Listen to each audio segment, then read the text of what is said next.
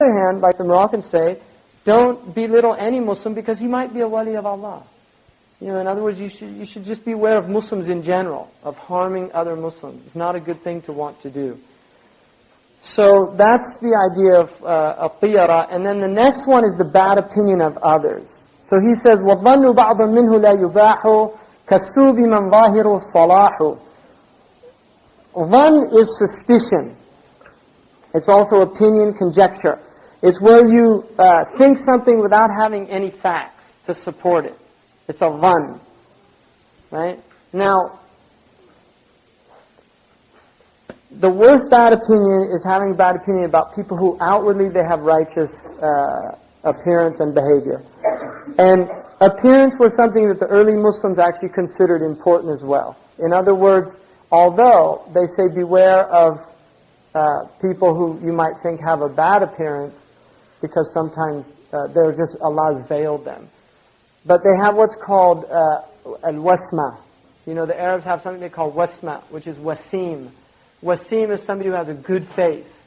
Like when the Arabi came to Rasulullah and left, they asked him, what did you think of him? He said, Laysa wajhuhu wajhat kadhab.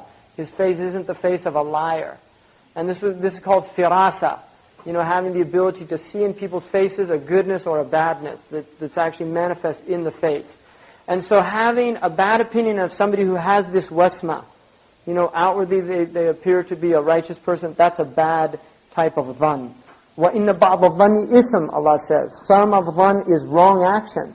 And this is important because generally the heart you're not taken into account for. But there's a ghiba of the heart. And that is to have a bad opinion of somebody that's unfounded. That actually is written against you. So that's really important. It's called ghibat al-qalb. And that's something, it's not like you see, Allah doesn't take into account for what occurs to your heart. He takes you to account for what there's azm, what continues. Azm is written against you in the heart, right? We'll go into that when we get to the khawatir, because there's degrees, right? Hajis, azima, there's degrees of thought, levels. Hadithun nafs, and azima is the highest degree. And that is what's written against you. Dhann in the heart, if you actually do believe it and it causes you to have an effect on your behavior towards that person, it's considered ghibat al-qalb. And it's actually a ghiba in which a second person is not involved. It's between you and your own heart. And that's not permissible. That's why he's saying, minhu la yubahu. It's not permissible. It's actually written against you. And then he said, ay aqtu qalbika. So it's azima. It's aqtu qalbika. Your qalb, it means your heart is convinced and you've judged him based on your heart's suspicions without a proof that warrants such assumption. You don't have a dalil for it. So somebody says, why didn't you like that person? He says, I just don't, my heart tells me something's wrong. Now obviously, and we'll go into that in a second about following the heart about certain things, right?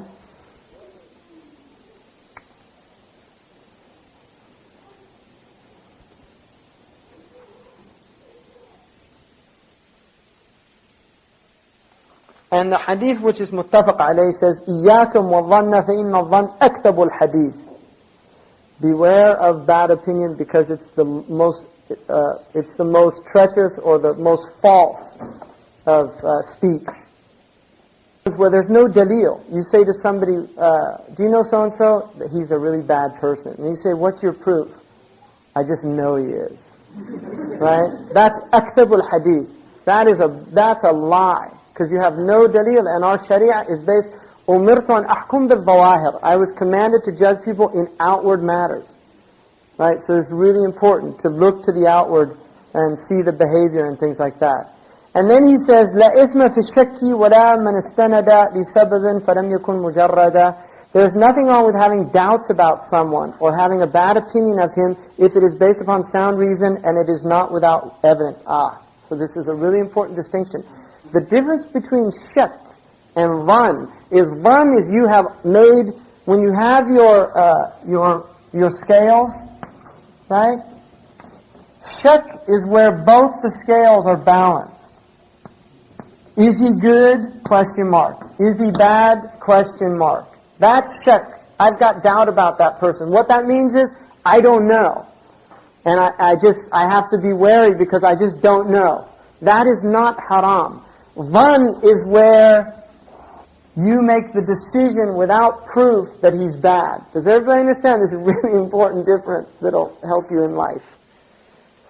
So, now how do we deal with people that we do get these feelings of doubt about? The first thing, if he is a fasiq, Allah subhanahu wa ta'ala says, إِن جَاءَكُمْ فَاسِقٌ بِنَبَإٍ فَتَبَيَّنُوا, and in a riwayah sab'iyah, فَتَثَبَّتُوا. If a fasiq comes to you, find out whether what he said is true or not true before you take it.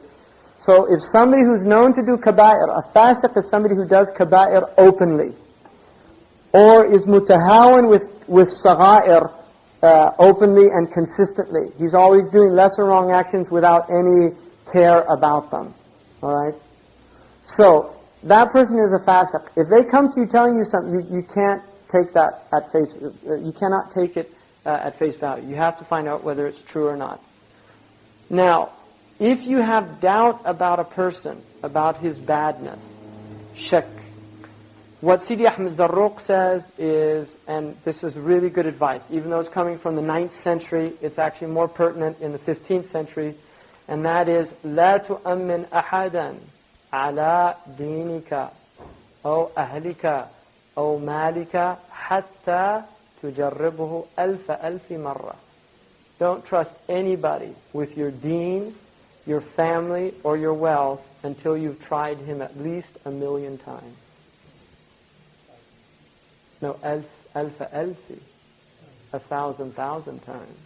And that's called hyperbole. It's mubalagha. What he's saying is you better test them and see if they're true and sincere or not. If you don't know, don't trust them. One of the poets said, he said, حسن الظن في الأيام منقصة فظن شرا ثم كن منه على وجري. A good opinion in these days is foolishness. So think the worst of people and then be on guard. And seriously, that is what the ulama all say. When the period that you're in is full of corrupt people, then the best position is to be distrustful of people. It's not dhann, right? It's just that you are distrustful of people. You don't trust people until you've really tested them. Just because there's so many people that it's a time like that. People don't have taqwa. They'll cheat you. They'll come out to you smiling and tell you, what wonderful Muslims they are and this and that, and they cheat you, right? And it happens all the time. And that's why the ulama all about zakat. Time is bad. It becomes an obligation on distributors of zakat to check out the people's situation. They can't just give them zakat. If it's a good people, if most of the people are good, then in those situations you believe people. But when you get corrupted times and people, and somebody comes and says, brother, I've got 5 children, I don't have any money, then it's a responsibility for you to go find out if their claim is truthful. And they can't get upset or angry about that. They have to accept that it's not for you. It's like in this culture they say, well, the bad ones ruin it for the good ones. Right? Sorry we have to do this, but we've been cheated so many times. That's the type of situation. They have to be told, unfortunately, because, we've been tricked and this is an amanah from Allah, we really need to find out whether your situation is as you stated. It's not that we don't trust you, it's just this is a blanket policy for everybody for that reason. And that's unfortunate, but that is the reality of it. So that is bad opinion of others. So having doubts about people, there's nothing wrong with that. And then a bad opinion of a person who there's ample evidence that he's a bad person. That's just common sense. On the other hand, do not, if people make tawbah, then don't hold their past. And one of the worst things you can do is remind people of the past evil that they've done. That's a really bad thing to do to people. You should always not remind people of the past. You should really let people, let go of their past. Don't you hold on to it, because it's unfair to other people. And then there's another hadith also that says, خَصْلَتَانِ مَا أُوتِيَ الْمُؤْمِنُ خَيْرًا مِّنْهُمَا حُسْنَ الظَّنِّ بِاللَّهِ وَحُسْنَ الظَّنِّ بِعِبَادِ اللَّهِ. A good opinion of Allah and a good opinion of the servants of Allah are two things that no mu'min was given better than it. So generally it's good to have a good opinion, certainly of Allah, and generally of the slaves of Allah. Now one of the things that Ibn Umar said is مَا ضَرَّ عَبْدًا حُسْنَ الظَّنِّ. No servant was ever harmed by a good opinion, whereas a bad opinion can harm you. So generally, it's better to have a good opinion of people until proven, by Sharia, it's called Bara'at al-Asliyah. People are innocent until proven guilty. So you should not assume that people are guilty until really there's ample evidence of it. The other thing that's really important, opinion of Allah. There's a hadith in Tabarani, أَنَا عِنْدَ الظَّنِّ عَبْدِي بِي فَلْيَظُنَّ عَبْدِي بِيَ مَا شَاءَ. I am in the opinion of my servant, so let my servant think whatever he wants of me. And then there's another hadith that clarifies that, which says, أَنَا عِنْدَ الظَّنِّ عَبْدِي بِي, right? فَمَنْ ظَنَّ بِيَ خَيْرًا وَجَدَ خَيْرًا وَمَنْ ظَنَّ بِيَ شَرًّا وَجَدَ شَرًّا. Whoever, I'm in the opinion of my servant. If he thinks good of me, he finds good, and if he thinks evil of me, he finds evil. And that hadith is essential to understanding something really important, which is the other hadith, which is in the 40 hadith of Imam Nawawi, in which he says that every servant has what he deserves. And then he said, فَمَنْ وَجَدَ خَيْرًا فَلْيَحْمَدِ اللَّهِ. If he finds good, let him thank Allah. وَمَنْ وَجَدَ غَيْرَ ذَلِكَ فَلَا يَلُمَنَّ إِلَّا نَفْسَهُ. And whoever finds other than that, let him only blame his own soul. The idea here is that if you're a true mu'min, everything is going to be good for you. فَعَجِبًا لِأَمْرِ الْمُؤْمِنِ فَأَمْرُهُ كُلُّهُ خَيْرٌ. The affair of the mu'min, it's all good. And a true mu'min, you will believe that even the bad that happens to you is for a reason. There's good in it. And that's a different worldview from people who are the mutatayyir, the pessimist. He's going to look, and then we have sakhatul qadar. Why is this happening to me? I don't deserve this. What did I do to deserve this? Then when fall them, right, they, like the Prophet ﷺ said, that if you're not angry at me, right, I don't care. If you're not angry at me, then I'm not. وَلَكَنَ الْعَافِيَةُ أَوْسَعْ لِي. But the afiyah is more comfortable for me. I mean, I'd rather be in a situation where it's not so difficult, but the difficulty of the situation for the mu'min is still a good thing.